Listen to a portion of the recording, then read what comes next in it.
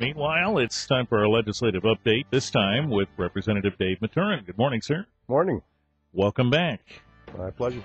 We have a number of things on our list today, but you were busy late last week because trying to work out the whole Detroit schools thing, and that was a midnight oil burning kind of thing, wasn't it? Once again, yes, Yeah. It was. Where are we with this? And everybody sort of, puts their arms up and shrugs their shoulders and says, we got to deal with this. And so the question is how, I guess. Well, many times in Lansing, I wish we had the option of looking at two or three really, really good options. But Yep. in many cases, we have the luxury, so to speak, of picking the lesser of one or two or three evils. Right. Essentially, we have to resolve the Detroit Public Schools issue. If we don't resolve it in a structured fashion, and right now we're looking at roughly $617 million going to paying off the debt and some money to get the district up and running, then we're basically rolling the dice, and we're on the hook for at least $1.1 to $3 billion. So the House version differs somewhat from the Senate version. A lot of things were parallel.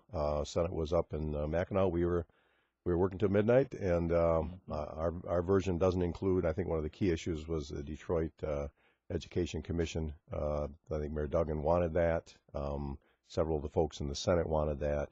And our plan was more of a voluntary aspect, an advisory council to look at where they really need to set new high schools, new schools in the city of Detroit, be they charter schools or be they traditional public schools. Mm-hmm. So the plan is to bail out the district as it is now and try and put in some safeguards to try and ensure some success there.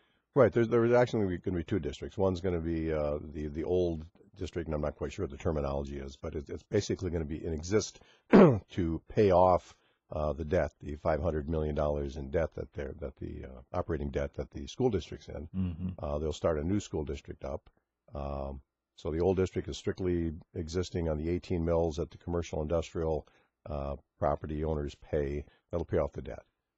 And then the other school district will start up new, and it's just a matter of who has ultimate control over where the new school buildings go. That seems to be kind of the key issue. Is right now there appears to be a great number of schools in a kind of the central part of the city, serving not as many students as there are in the outskirts, where there are fewer schools and more kids. Mm-hmm. And how do we guarantee that those kids out there have access to a reasonably close school? Is there concern that while all of this is ramping up, students could end up elsewhere? Well, they already are. About half of the kids in Detroit actually, go to other school districts, schools of choice, charter schools, private schools. So there's about 47,000 of them left that aren't taking advantage of that. And I don't want to see 47,000 kids wondering what they're doing on first day of school in September. So there has to be some kind of a coordinated plan as to how we're going to resolve it. Mm-hmm. It may not be so simple. I mean, one of the things we've heard is that transportation is an issue. So some students that are there in the core city aren't going to go anywhere because it's not convenient for them to. But by the same token, a lot of them already have, as you pointed out. So while we're trying to salvage this district, you wonder what the trend is. The student numbers going down or staying the same? There's roughly about 110, maybe 110,000 kids that live in Detroit that have to be educated, and about 47,000 of those are still in the public school district. Mm-hmm. All right. Representative Dave Maturen is here. We have more to discuss. We'll get to it when we come back in just a minute. Representative Dave Maturen is here. So when the Senate and the House proposals for Detroit schools come together, is there a notion that there's going to be some sticking points, or is this thing going to move fairly quickly? My sense is it's probably going to move fairly quickly. Okay. I think the Senate and the governor's office, I think, are pretty much on board. Again, don't let perfect be the enemy of good. I think that's kind of the way we're going with things these days. Yeah. Right. All right. Dark stores. You've been busy on this one. We've talked about it a number of times now. The whole notion that a big store comes to town and tries to value their property such that they don't have to pay as much tax. You've caught on to this, been working on trying to right that a little bit. Where is it now? Well, I'm been told that my bill, House Bill 5578, will get a hearing, not a hearing, but will be on the agenda for this week. Okay. So hopefully, I'm hoping second reading Tuesday, third reading, which means out of the House onto the Senate on Wednesday. That's my hope. And we have a vast majority of the members of the legislature on both sides of the aisle that are in favor of it. Recent Court of Appeals ruling, Menards versus Escanaba. I mean, it's almost serendipity. I mean, I almost think the judges were looking at my bill when they wrote their decision. I mean, highest and best. Maybe they were. Highest and best use gets mentioned in there at least a dozen times, which is really the key to my bill, is make sure that the property that's being appealed, when you're looking at comparables for valuation purposes, make sure those comparables have the same highest and best use. And the Court of Appeals is essentially, and this is a published case, there are several courts of appeal decisions that have been made previously that went against the local communities and the assessor. But this one is a published case, which means it is precedential. The other ones aren't. Right. And so that's really the key issue. It's a fairly substantially important case, and basically, again, parallels my bill. So, I mean, that just kind of adds the weight of my legislation, that we really need to do this to make sure the tax tribunal understands what they need to do when they make these rulings. Kind of interesting, and I'll just read you two sentences from the decision. It says, because we conclude the tribunal made an error of law and its decision was not supported by competent material and substantial evidence, we reverse.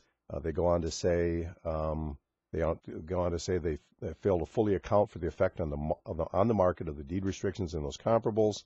And it says, finally, the tribunal should make an independent determination of the property's true cash value using correct legal principles. So obviously the Court of Appeals differed with the Michigan Tax Tribunal on the way they resolved this case.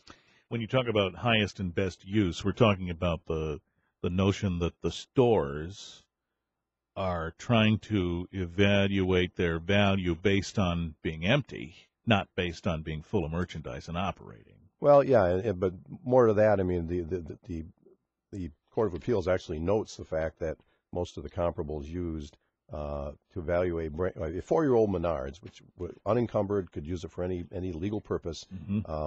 The first comp had deed restrictions limiting ability to be used as retail space. Next one sold for City Hall. Next one sold for industrial. Next one sold for industrial. Next one sold for industrial. You can't compare properties that are industrial in nature to something that's a virtually brand new, modern, fully functional retail store. Got it. And so the Court of Appeals has seen through kind of this whole tangent that the tax tribunal was on. I told folks the other day, it's really not up to an administrative agency to make tax policy in the state. It's up to the legislature.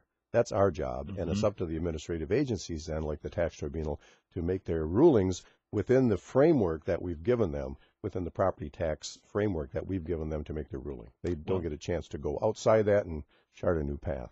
Seems like a no-brainer. I mean, in general, you'd want to compare properties that are comparable. Apples to apples, not apples to onions. Right, exactly. All right, when we come back in a minute, too, something else Representative Maturen's been working on is that which several local lawmakers have been, that public threat alert package, and we'll talk a little about that in just Monday. Representative Dave Maturen is here with us for a few more minutes.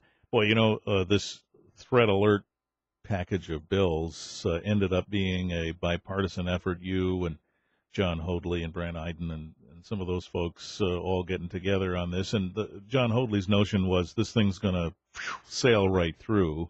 Has that been the case? Well, Brant Iden and I, Representative Iden and I, testified before the the Senate Judiciary Committee a week or so ago on the 2 of the 3 bills in the package. Representative Hoadley's bill ended up being Senator Knopf's bill. Primarily, the Senate said, look, there's, a lot of the deaths occurred in Calhoun County, Senator Knopf's district, and so his bill kind of was morphed into Senator Knopf's bill. But, I think I don't know why the Senate wouldn't be able to, when they come back this week, be able to, the entire Senate vote on those. I think it got complete support in the Senate Judiciary Committee. So I'm looking forward to that getting passed, getting to the governor's desk, and being signed. I think it's an important package, three bill package. And the way it's structured, then, it will work like something like an Amber Alert. That is to say, when there is an active shooter, like there was on February 20th, there's going to be an alert that's sent, not unlike when there's a missing child. Exactly right, and people can sign up for that alert if they don't want to, they don't have to. Certainly an optional thing. And then of course there are penalties involved for folks who misuse the system and want to call in a false alert for whatever purpose. Got to think about those ramifications too. Right. All right. So that's on the way. Another thing, of course, we've been hearing about fairly often, and we talked with Dr. Bison about it too, is the whole budget thing and the notion that we don't see the revenue coming that we thought we might. And what are your thoughts on that one? Well, we had our most recent revenue estimating conference show that we're short. I don't know, roughly. I'm going to say rounded 150 million in this year's budget, and then about a $500 million in the next year's budget. So revenues aren't quite coming in as had been anticipated through several revenue estimating conferences. So we've had to go back. Our budget, I'm not on the appropriations side like Representative Bison is, but they're having to go back and kind of rework the current budget and then take another look at next year's budget. Those are probably going to be the biggest things that come out of the House and Senate this week outside of DPS is going to be the budget. So I know our appropriations folks are working pretty feverishly trying to trim down those the budgets for a little bit for this year and a substantial amount for next year to simply stay within our budget. Yeah. Does this surprise you? Part one of the question, because you think you get this thing sorted out and then this happens. But when you lop on the Detroit Public Schools issue, we start talking about the money there, the Flint water, and all this stuff makes people a little jittery. Well, that's a good reason not to be overly optimistic when you put together a budget. I think we've been conservative in our budgeting processes, and there's a good reason for that because there's always things that come up. You never know. I mean, 8 months ago nobody ever heard of Flint, and all of a sudden that's kind of taken over, and who knows what the final liability for that is, and then the whole DPS issue. So I think we've had a good restraint in our budget approach the last many years, quite a few years, but especially since I've been in office, I think we've tried to be conservative, make room for emergencies. That's the prudent thing to do. It's hard to estimate exactly what the revenue is going to come in, and we're finding our sales tax revenues aren't coming in like they should, partly maybe because gas was less than $2 a gallon. That has something to do with it. Yeah, you can look at all those things. Yeah, lots of things, and that's why it's a good reason to have a cushion. All right. Kind of a fun weekend coming up soon, June 11 and 12, the DNR's free fishing weekend. Now, if you want to be a fisherman in Michigan, generally, it's a little bit more complicated than just going and dropping a line in the water. You got to have a license and all that stuff. Yeah. But there is a free weekend coming. Free fishing weekend coming up June 11th and 12th. So I mean, if you're already an avid fisherman and you got your license, bring somebody along that doesn't have a license. Let them try it out. We have lots and lots of lakes. Lots of lakes in the 63rd district. Lots of places to dip in a line, and it's a great way to come and enjoy pure Michigan. Mm-hmm. The notion behind this is you give folks a free day and maybe it'll stick. Well, that's the idea. Yeah, it's kind of like a little bit of a loss leader. You want to get them in there. You want to get them to try it. Yeah. And hopefully they'll enjoy it. Kind of like HBO free weekend or something. Give somebody a try. Maybe they'll say, hey, maybe I want to keep this. Yeah, that's an interesting thought. Now, how does it normally work? I mean, if you have a license and you want to bring, say, a young relative or something and give them a try, ordinarily you'd have to buy them a license too? Right. Yeah. Yep, you would. Yep. Except for this weekend, so it's you've probably got a better idea what the weather's going to be than I do, but hopefully it's going to be sunny and it's going to nice. be hot. You might want to. It'd be good to get out in the water. Fish while you're in the water. Maybe that'll work. Dangle your feet over the water along with your pole. That's right. That's right. All right. So freebie weekend for fishing, and that might actually work out. It's not a whole lot of money anyway to buy the license, but it's nice to give somebody a shot and not have to come up with that. Certainly is. Yeah. Great opportunity. All right. We'll stay in touch, of course, and you'll be back next month. If folks have questions or want to get you an email or something, it's easily done, right? Right. You can catch me on my website. Call the office, 844-Maturen. It's toll-free, so be more than happy to take care of whatever issues we can take care of in Lansing for folks. Maturen. It's as Right. easy as that. Right. All right, Dave, thank you. My pleasure. Talk to you again soon. My pleasure. 828 WBCK.